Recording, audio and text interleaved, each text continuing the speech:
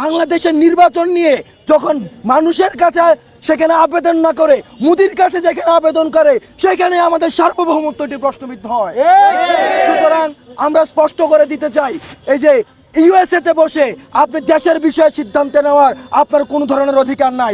আপনাদের নৌকা অনেক আগে ফুটা হয়ে গিয়েছে, আপনাদের বইটা দিয়ে নৌকার পাটাতন আপনাদের নাই। সুতরাং বইটা খুঁজে লাভ নাই, মুদির বইটা দিয়ে বাংলাদেশের নৌকা চালাবেন এই আশা আপনারা আর করেন না। গতবারের ফ্যাসিস্ট আওয়ামী লীগ সরকার ভারতকে এক ধরনের হিস্সা দিয়ে বাংলাদেশে তারা গভর্নমেন্ট প্রতিষ্ঠিত করেছে, যেটি আমরা দেখেছি জয়ের বক্তব্যে স্পষ্ট হয়।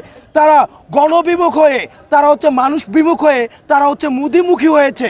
অর্থাৎ তারা মানুষ থেকে মুখ ফুরিয়ে তারা মুদির উপরে নির্ভর করছে তারা ক্ষমতায় আসার জন্য।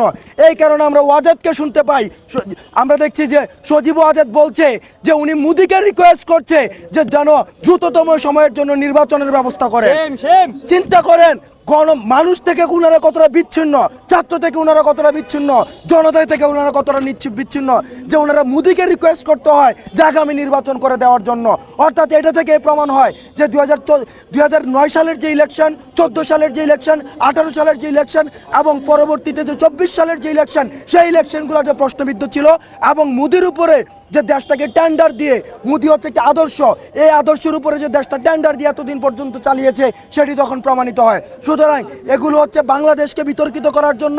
আমাদের যে সাম্প্রদায়িক সম্প্রীতিটি রয়েছে, বাংলাদেশে সবসময় সাম্প্রদায়িক সম্প্রীতি রয়েছে, এই সাম্প্রদায়িক সম্প্রীতিকে প্রশ্ন করার জন্য আমরা দেখেছি আওয়ামী ফ্যাসিস্ট যে সরকার তারা এখন দেশে বিদেশে প্রপাগান্ডা চালাচ্ছে।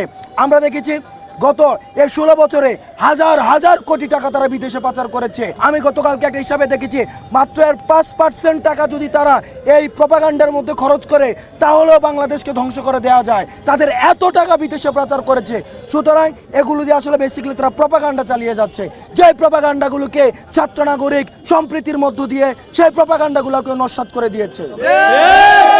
আমাদের রেজিস্ট্যান্স উইক এখন চলছে। রেজিস্ট্যান্স উইকের মধ্য দিয়ে আমরা দেখেছি আওয়ামী দোসররা যেভাবে ষড়যন্ত্র করছিল আমাদের ছাত্র নাগরিকের অংশগ্রহণের সফল অভ্যুত্থানটিকে বিনষ্ট করে দেওয়ার জন্য। আপনারা দেখেছেন আমাদের ছাত্র নাগরিকের অংশগ্রহণে তাদের যে দিবাস্বপ্ন সেটিকে আমরা নস্যাৎ করেছি।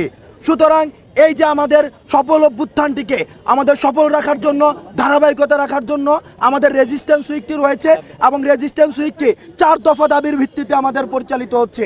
সুতরাং এই 4 দফা দাবি বাস্তবায়িত না হওয়া পর্যন্ত ছাত্র নাগরিকের